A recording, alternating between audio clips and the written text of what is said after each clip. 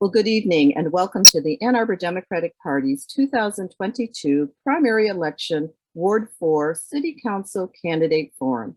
I am Susan Baskett. I'm one of the co-chairs of programming for the Ann Arbor Democratic Party and a resident and voter in Ward 3. Tonight's event is not a traditional debate. Rather, our forum will consist of 2-minute opening messages from each candidate, a series of pre-released questions with a strict 2-minute response time for each candidate, and closing statements. There will be no rebuttals to responses, so we ask that each candidate focus on answering the questions in ways that are factual and highlight their own aspirations for this office using professional decorum and language that is appropriate for all audiences. Candidates should mind their own time and to be aware that the moderator does have the ability to mute microphones. All right, so I'd like to welcome our candidates. So first, looking in order here, I have Dharma Akmon. So Dharma, if you just want to wave so that I make sure that that everyone can see you. Elizabeth Nelson, our incumbent, okay, and Dr. Mozhgan, and you're gonna have to help me with that last name again, Doctor. Okay. So all of the candidates have agreed that I may address them by their first names, so understand the informality there. So per the order that we decided before the broadcast, I'd like to invite the doctor to share her opening message. So doctor, 2 minutes, please. Hi, I'm Dr. Mozhgan, Savabieasfahani, an environmental toxicologist and a human rights advocate, and that means Palestinian human rights. Ann Arbor City Council wants you to believe they are a progressive bunch who care about all good things, environment, housing, diversity, equity. But for the past 20 years that I have witnessed, they have been whining and dining at our expense with filthy rich developers and polluters. They have never given us adequate affordable housing, just crumbs that their developer friends throw at us. Workers don't even have $15 minimum wage, and no one on this city council has ever pushed for $15 for everyone. The Gelman dioxin contamination is growing by leaps and bounds, while the city council congratulates itself for the progress they never made. This good-for-nothing city council serves their filthy rich contributors, and those contributors' dollars propels them right back into office. In this election, your choice isn't just between a gal who endorsed by the mayor, the liar in charge, or a gal who is easily bullied into voting the mayor's way. No, I am the only candidate who will fight for a $15 minimum wage, for unions, for public housing, and for immediate city cleanup of Gelman dioxin contamination before it is too late to clean it up. I will demand that Lansing and Washington demolish the laws they made up to keep you underpaid and without a union. Then we would get national health care, affordable housing, no more racist wars, and no more racist clowns in the White House. Thank you. Thank you, Mozhgan. All right, Dharma, please, your opening statement. Okay, thank you. Thank you to the Ann Arbor Dems for hosting and moderating this forum. It's really great to finally be here. I'm Dharma Akmon, and I'm a Democrat running to be your 4th Ward City Council member.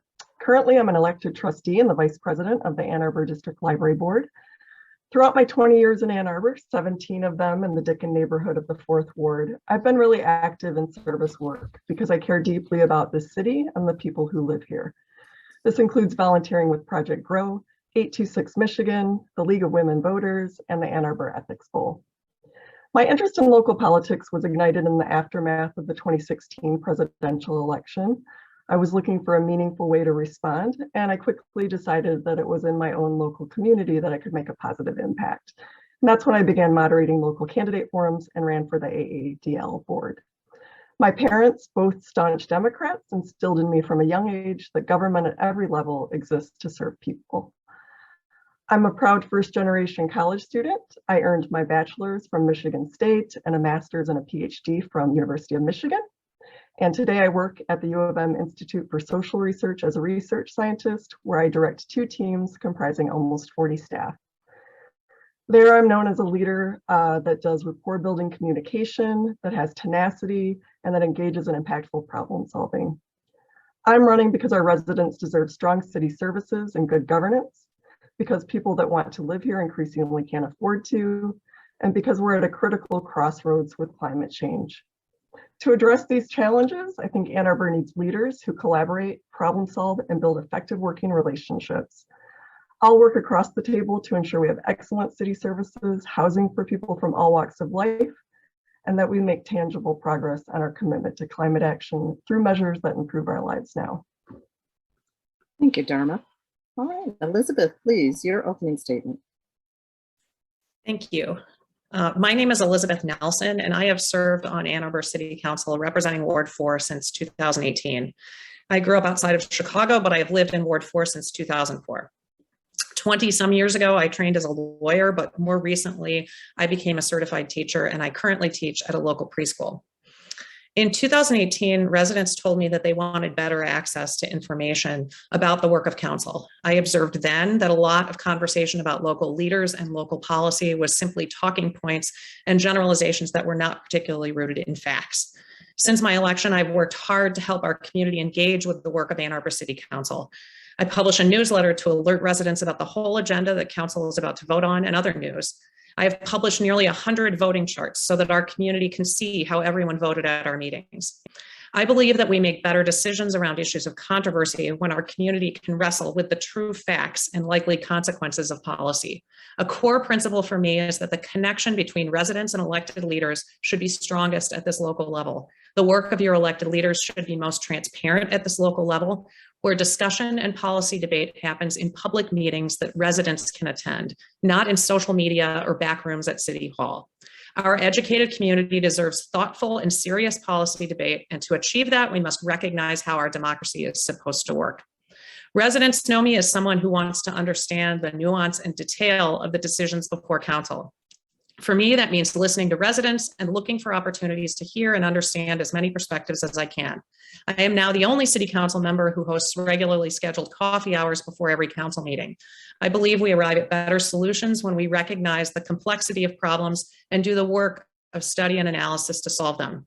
I look forward to the discussion tonight and the opportunity to talk about issues. Thank you. So appreciate everybody. That was great.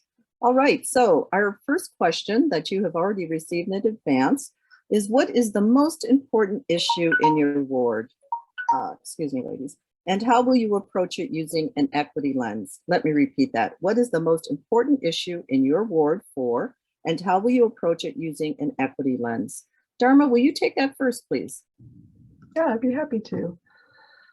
So I've been knocking on doors across the ward since March, asking people to share their concerns and the issues that matter to them. And as you might imagine, they talk about a lot of things, such as poorly maintained roads, speeding and hazardous driving on their neighborhood roads, frequent and sustained power outages.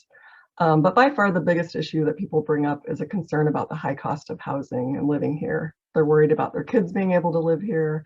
They're worried about themselves being able to continue to live here as rents increase at a rate that they're not sure they can sustain.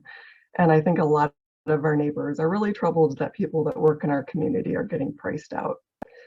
So to me, approaching this with an equity lens means that we work toward the goal of making our housing market accessible to those that want to live here and to those that work here.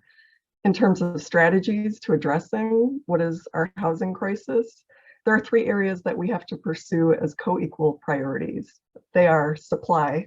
We need to create abundant housing of all types. And I'm very supportive of building housing and mixed-use development along our transit corridors, as well as looking at ways that we can lower the cost of building new housing, and also looking at gentle density approaches. I think we often talk in extremes, but there's room to talk about middle approaches.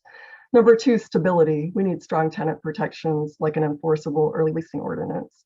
And number 3, subsidy. We need to provide funding for housing for those who can't afford market rate housing.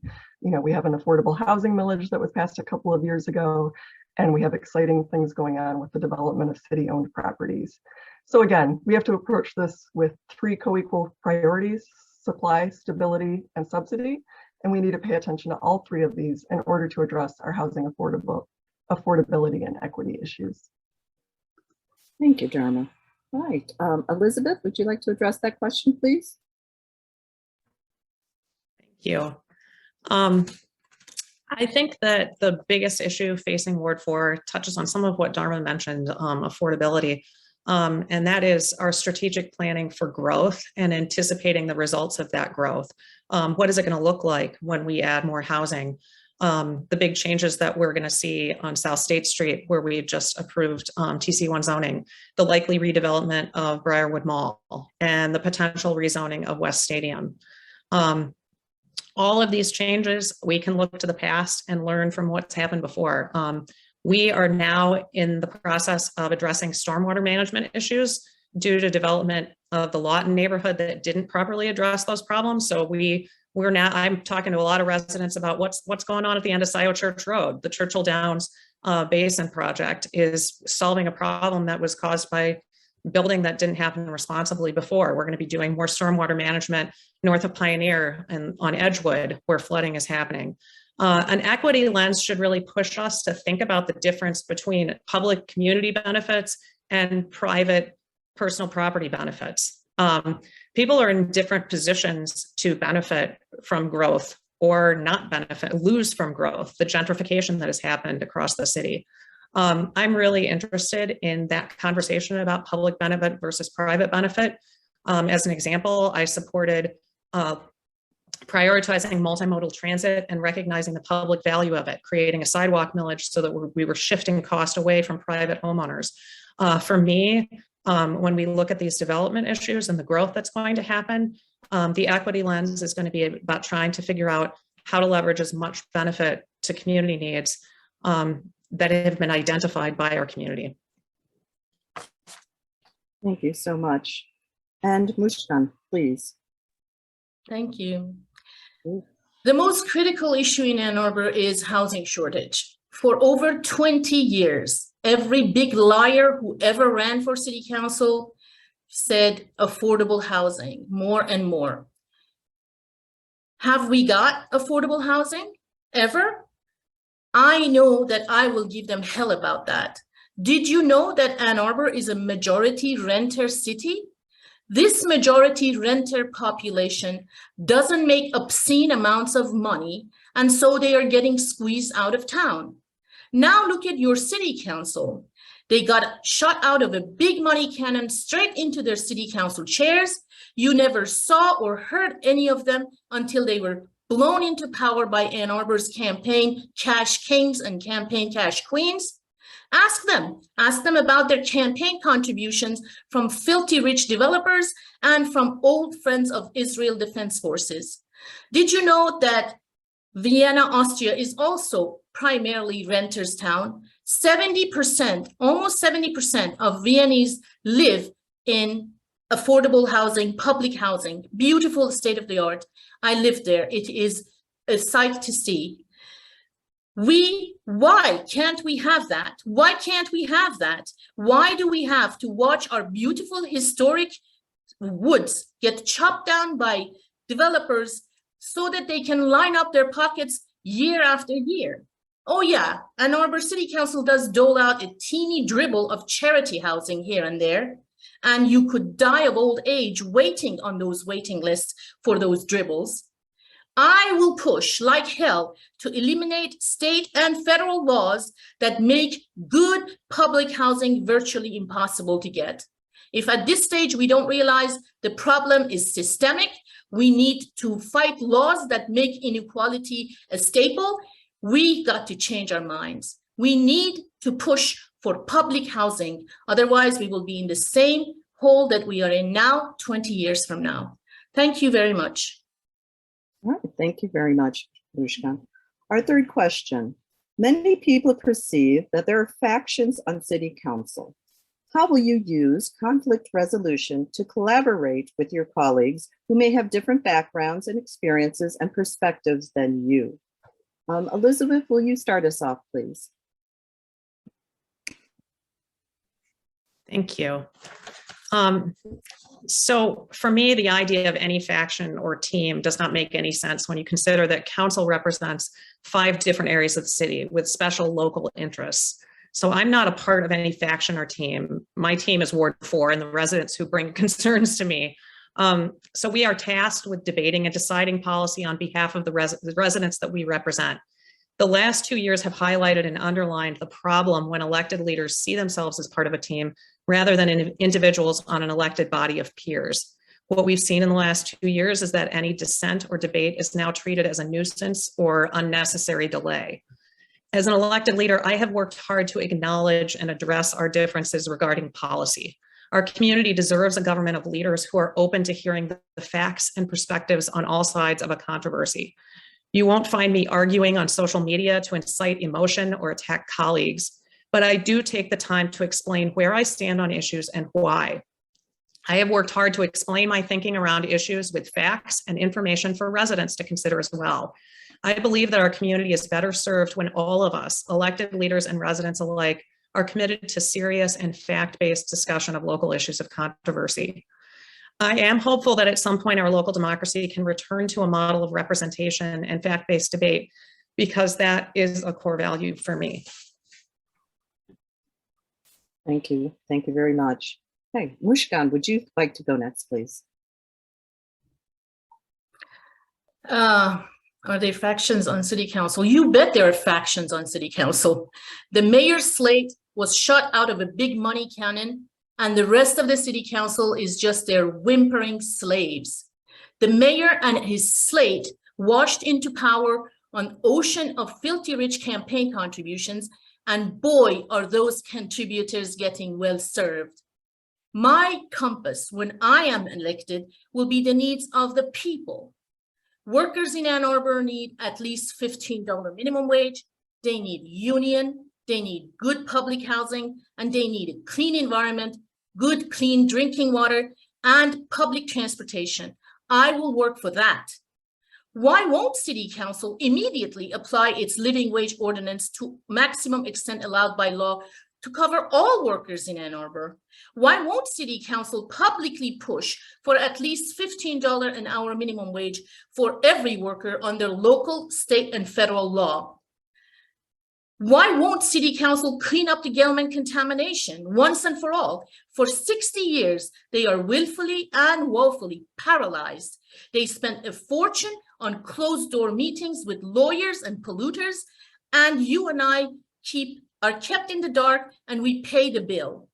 I will push for immediate city cleanup of Gelman dioxin contamination. If City Council delays any longer, it may become impossible to clean this mess.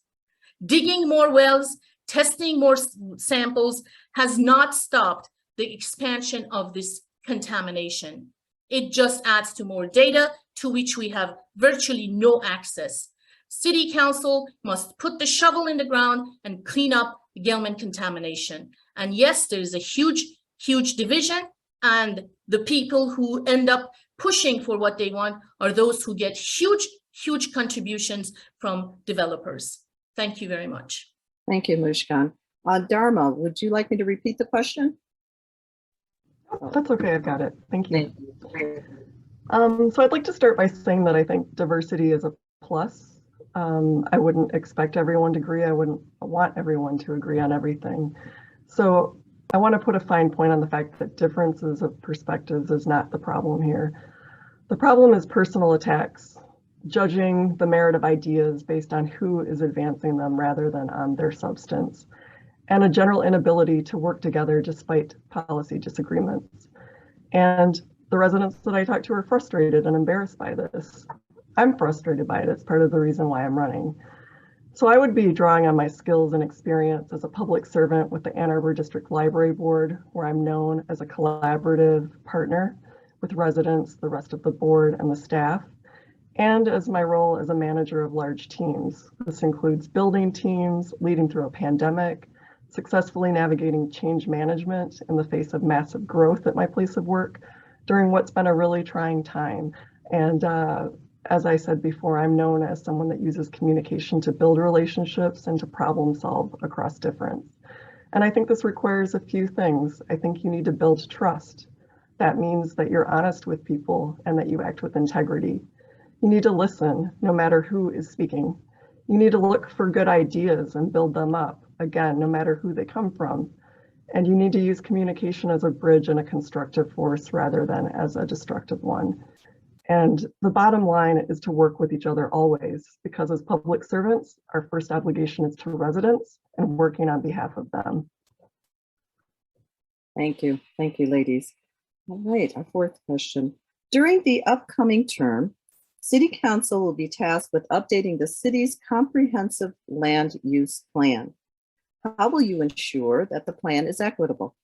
Additionally, what are your thoughts about the recent pattern of growth and change in Ann Arbor? Mozhgan, would you please start us off? Since at least 2009, the city master plan has pretended to be about affordable housing. So where is that affordable housing after 13 long years?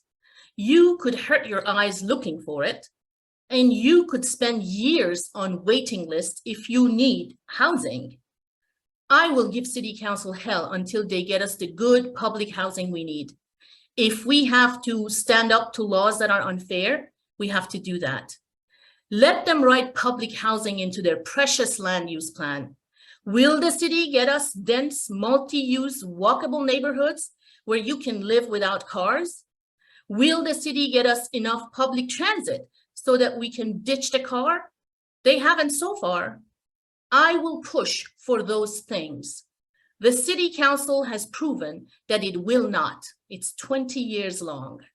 I would like all those things to be included in the comprehensive land use plan, but I also want to see the City Council to make those things happen.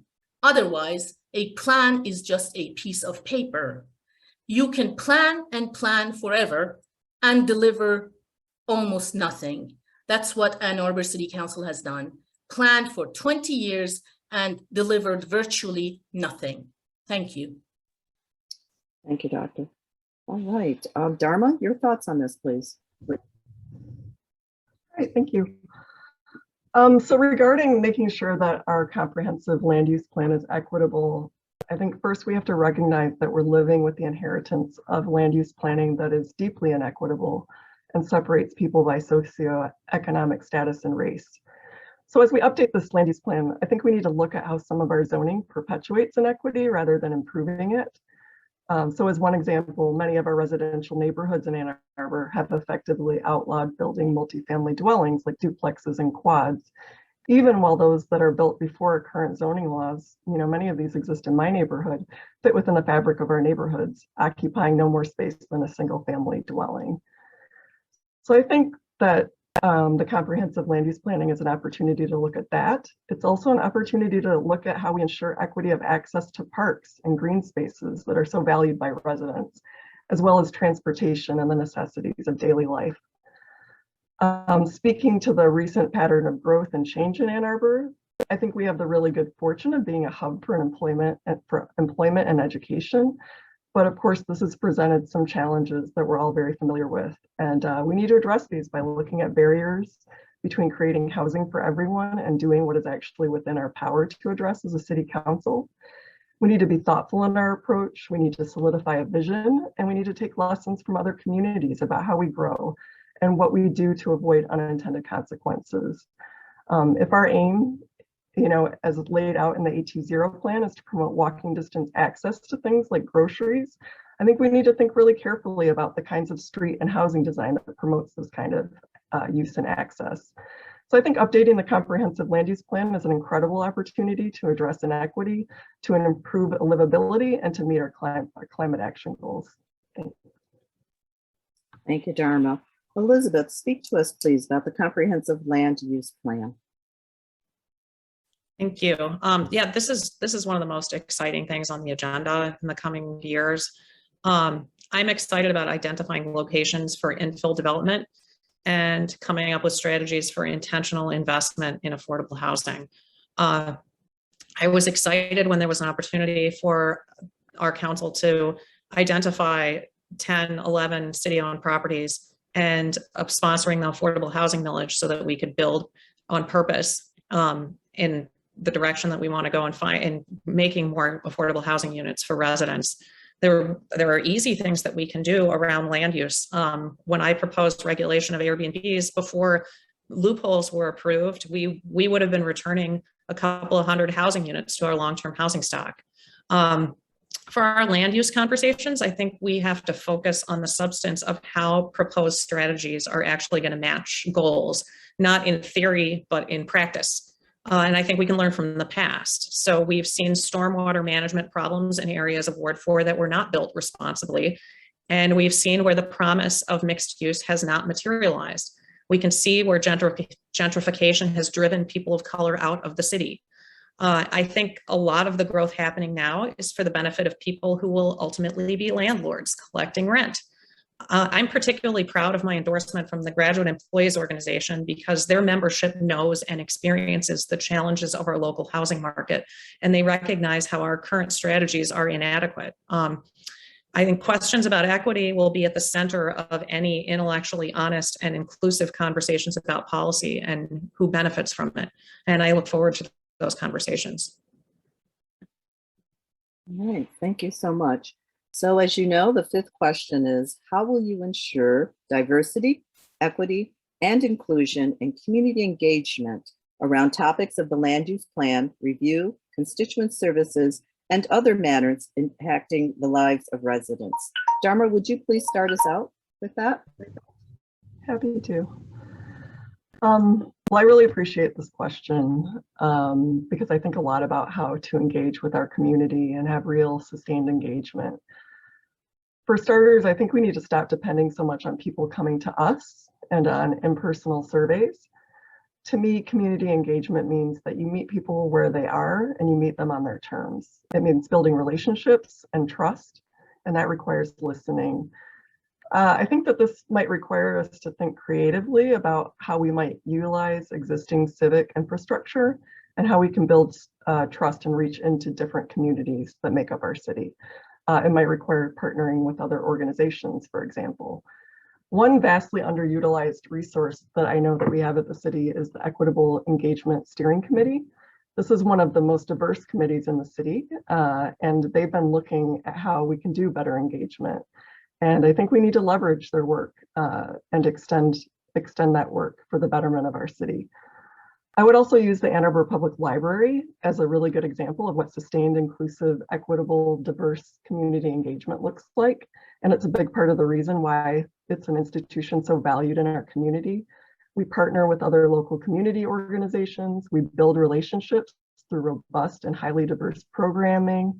We listen and we pay attention to what the communities that make up our city need. And that's meant that we've been able to do things like pivot to completely remote programming at the start of the pandemic, aimed at children who suddenly didn't have much to do, creating a vestibule book service so that people didn't have to come inside of the library when that still posed a health risk, and installing a vending machine with free opioid overdose kits in the lobby of the downtown library.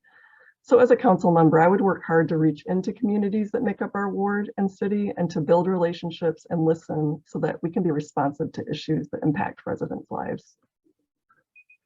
Thank you so much. Elizabeth, how will you ensure diversity, equity, inclusion, and community engagement? I've worked really hard on public engagement. This is a real priority for me.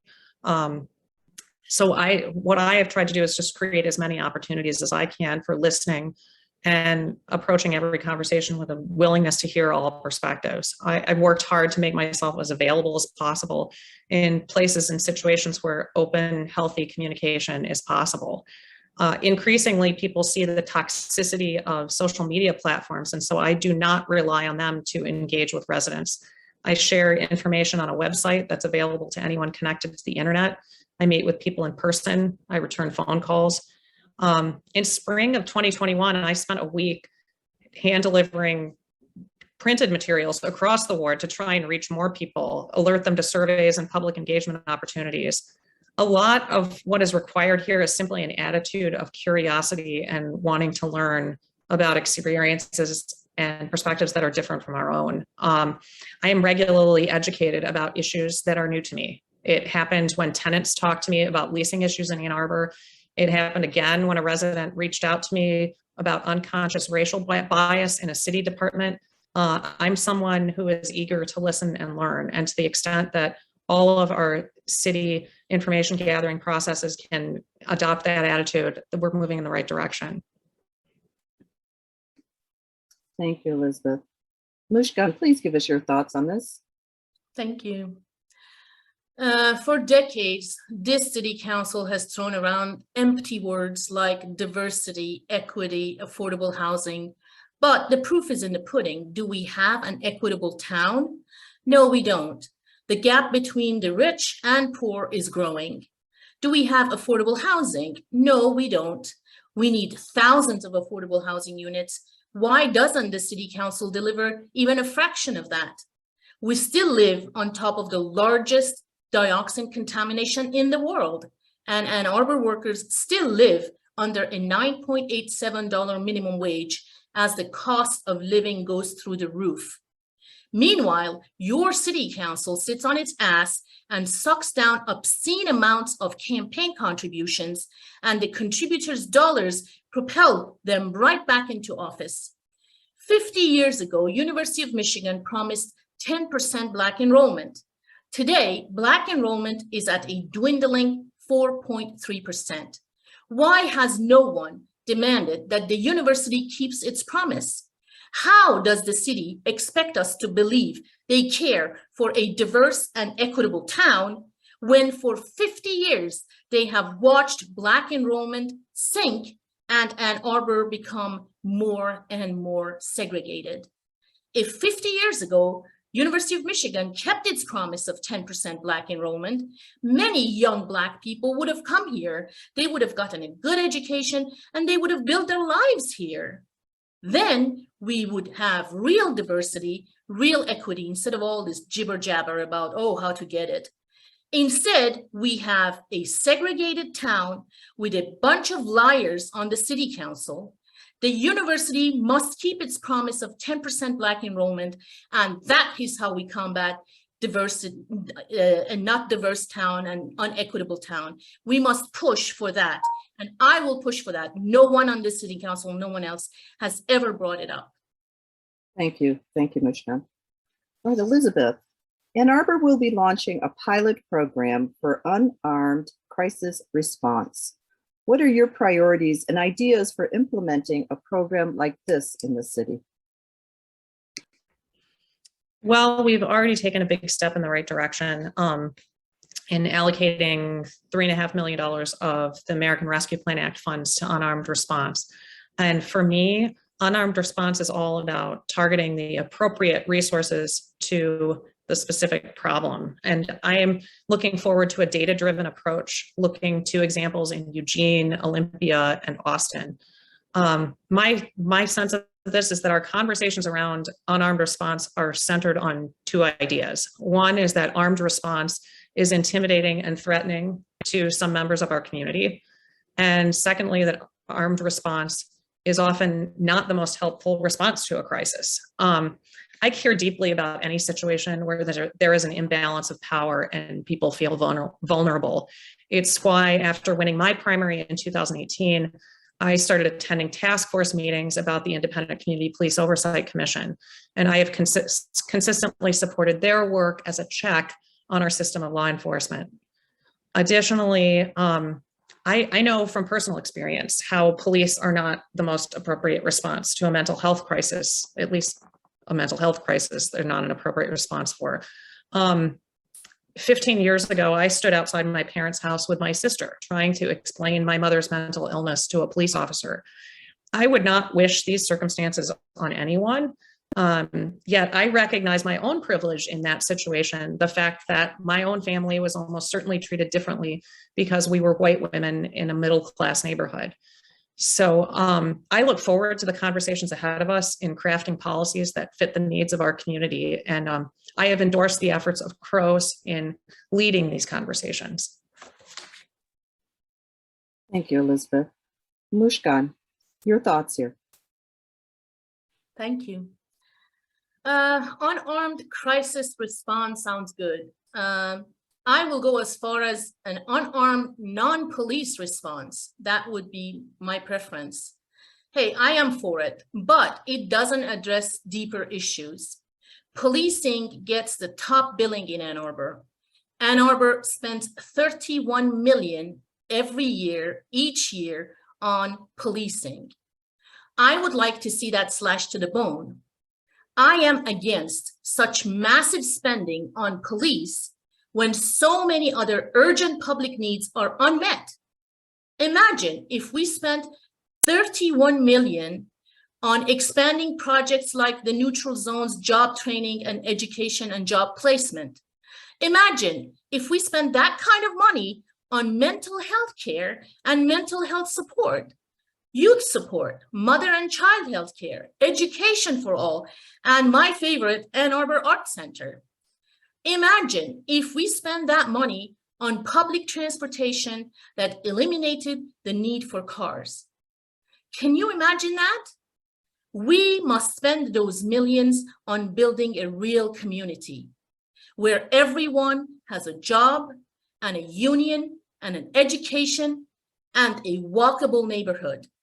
If you can imagine that, you can imagine that that would be an end to policing as we know it. Thank you. Thank you. Thank you very much. Ladies, our last question before we go to closing statements. I think I have to answer that. I'm sorry. You're absolutely right. I was like, No problem.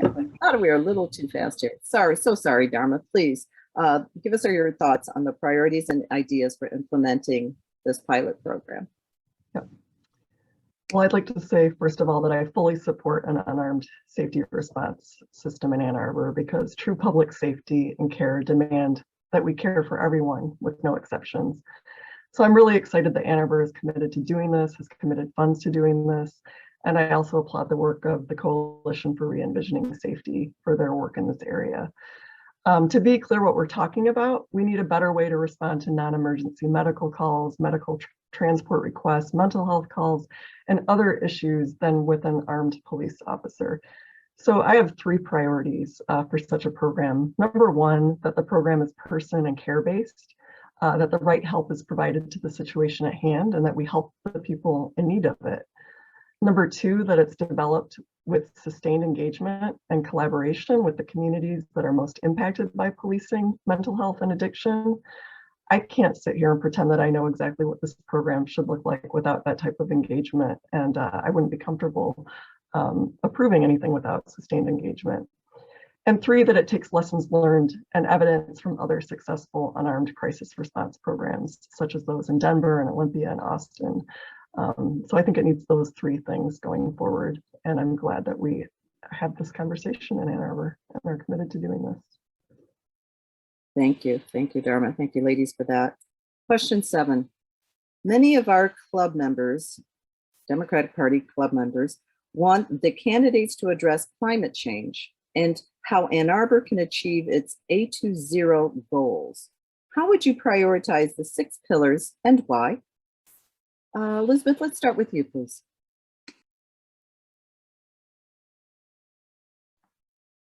Thank you.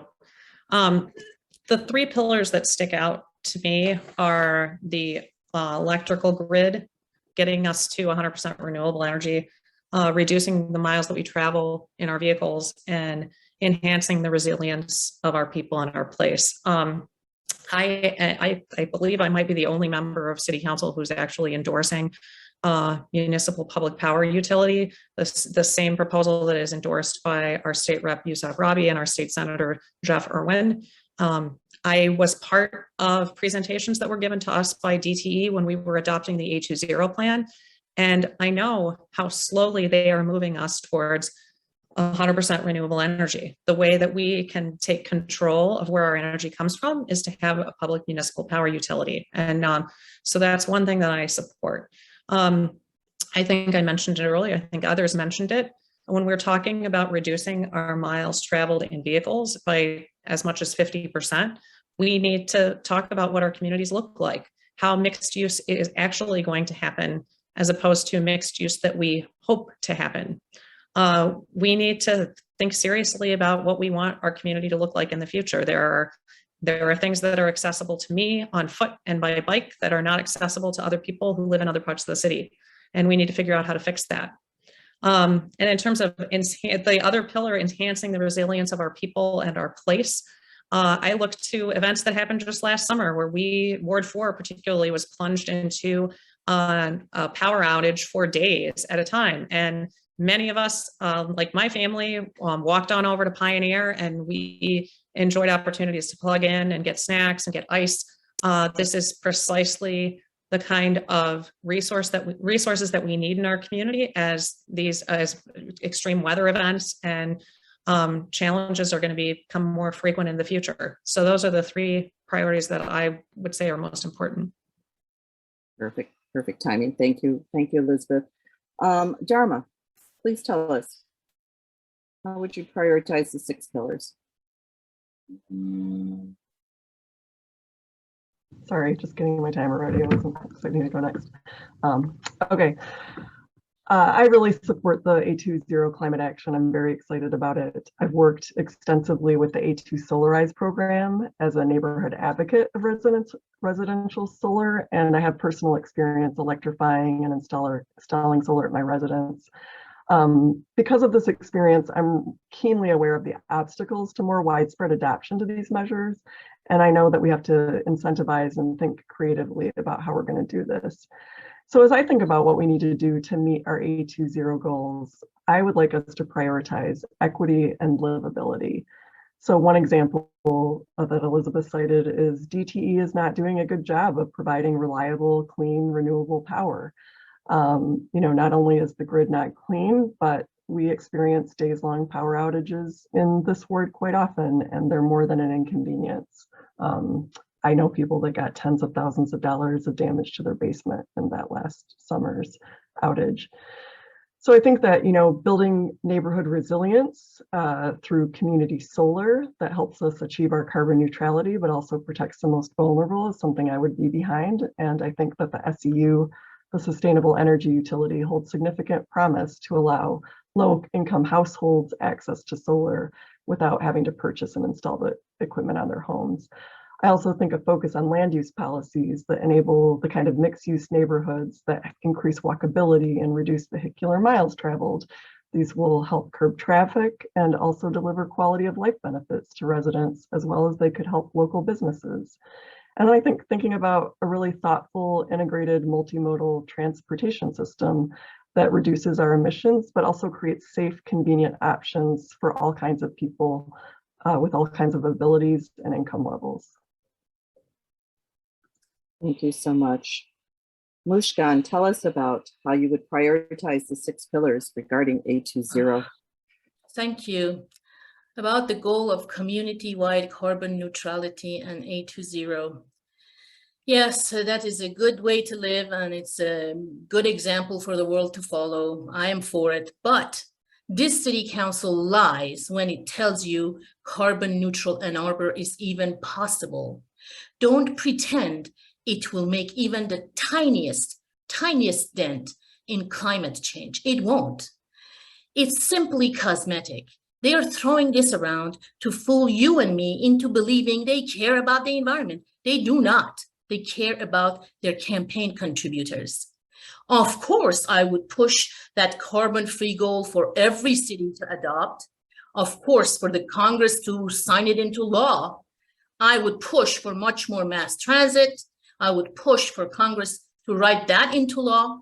But A20 by itself alone is no more than a cosmetic gesture because City Council cares nothing for our environment. They have shown us 60 years of it. The proof is in the pudding. For 60 years, the City Council has bent over backward to accommodate the polluters. To fool you and me, the city continues to say polluter must pay for the cleanup, that is, of Gelman contamination.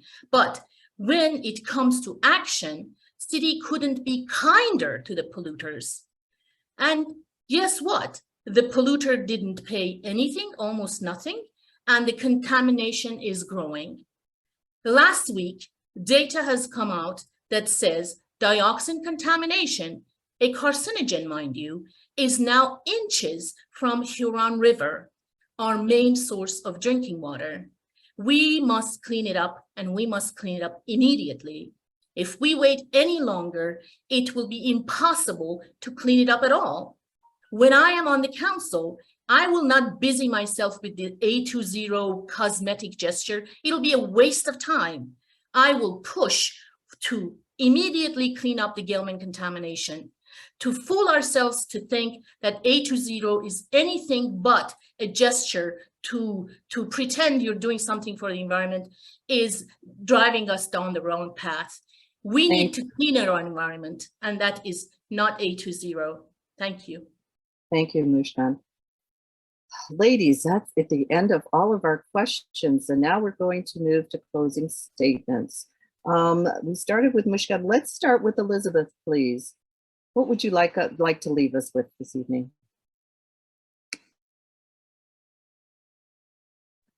Thank you. I am passionate about how local democracy can work in a city like Ann Arbor. As an elected leader, I look for opportunities to collaborate with residents to solve problems in our community. Expertise and advocacy from residents led me to sponsor and promote progressive policies to expand our supply of affordable housing, protect housing supply in neighborhoods, clean up pollution in our community, increase funding for pedestrian infrastructure, protect tenants from discrimination and predatory leasing practices, and develop more sustainable options for municipal power under local control. I am proud of my record. The biggest issues that I have worked on these last 3.5 years were prompted by advocacy from residents. Residents pushed us to move forward with EPA intervention to clean up the Gelman plume. A Ward 4 resident alerted me to discrimination in rental housing, and I helped him bring that issue to the Human Rights Commission so that council eventually passed the Fair Chance Ordinance to address it. Residents asked for regulation of the full-time short-term rental businesses that hollow out housing supply in near downtown neighborhoods, and I brought that issue to council. I have worked closely with local tenants who pushed and continue to push us to amend our leasing ordinance to meet the needs of renters in Ann Arbor. I look forward to continuing the work I have done already, informing and engaging residents in our decision-making and responding to the problems they identify in our community. I believe in our city's ability to acknowledge and consider a range of experience and perspective because we are a community of thoughtful and educated people. I am committed to the idea that our local decisions happen in a local context among residents who will live with the consequences. Our successes and failures directly impact the people we serve. I am supported by residents who appreciate that I consider issues thoughtfully and I listen. I encourage everyone to visit my website, a2lnl.com, and look at my endorsements to see and hear from the residents and Ward 4 neighbors who have worked with me and recognize what I contribute to our local democracy. Thank you. Thank you. Perfect timing. Mozhgan, your closing statement, please. Thank you. I'm going to be very short. I will raise hell on City Council for our human and environmental rights. I will not quit demanding an immediate cleanup of Gelman dioxin contamination by the city. I will not quit demanding at least $15 minimum wage for everyone, not just Ann Arbor city staff. I will not shut up about my resolution against military aid to Israel. It's obscene that taxpayers are forced to pay billions to the apartheid state of Israel as it butchers Palestinian people. If you hate to see Ukraine occupied, you ought to hate seeing Palestine occupied too. I will demand that Lansing and Washington demolish the laws they made up to keep you underpaid and without a union.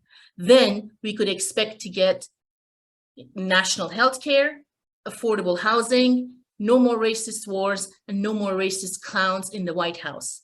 We cannot afford to have filthy rich developers run this city as they have been. We cannot allow the polluters to get away with murder as they have done so for the past 60 years. I would recommend that you vote out the mayor and his slate and vote for people who want to work for the public, for the people in this town, and not for their campaign contributors. Thank you very much. Thank you, Mozhgan. And Dharma, please, your closing statement for us this evening. Yeah, well, first of all, I'd like to thank you, Susan, for moderating this forum. Thank you to the Ann Arbor Dems for hosting, and thank you to my fellow candidates for participating in this discussion. By far, the best part of campaigning has been knocking on thousands of doors across Ward 4 and connecting and talking with you, the residents. You've shared your love for Ann Arbor and your experiences living here. I've heard your concerns about infrastructure and housing affordability, and your frustration with incivility and discord on the City Council. You want public servants who listen, who act with integrity, and engage in civil discourse to collaborate on meeting the city's challenges with practical solutions. I am committed to these values, and what is more, I bring the skills and the disposition to enact them. I will focus on improving the lives of Ann Arbor residents, and I will work collaboratively with fellow council members, constituents, and staff to do so. Now, more than ever, we must work together. No one can get this work done alone. I've already begun building a strong coalition of over 20 elected officials, community leaders, and organizations who believe in me and my ability to work on behalf of residents. I received endorsements from fellow Democrats advancing progressive initiatives on behalf of the people they represent, including Senator Jeff Irwin, County Commissioner Katie Scott, Mayor Christopher Taylor, and several sitting council members. After the recent Supreme Court ruling to overturn Roe, residents have also made it clear that they want leaders at every level of government who will stand up and fight for your right to choose if, when, and how to have a child. I'm honored to be the only candidate in Ward 4 to earn the endorsement of Planned Parenthood Advocates of Michigan as a sexual and reproductive health champion. To learn more about my campaign and how to contact me, please visit dharma482.com. I look forward to meeting and talking with you, and I hope to earn your vote on August 2nd. Ladies, thank you. May y'all can exhale. Thank you so much. Again, can't thank you enough. Our candidates were great this evening. And thank you for joining us as you look at this rebroadcasted. We hope this forum was helpful for the voters in Ward 4, as well as other voters in our city, to see who will be working with our respective council people. I'd like to invite the Democrats in the Ann Arbor area to join us online at Facebook or on our website, annarbordems.org, where you can find more information about our future events and ways to get involved. So now, think your vote over carefully. Please vote, encourage others to vote, and to make this a more democratic community. Thank you so much and have a good evening.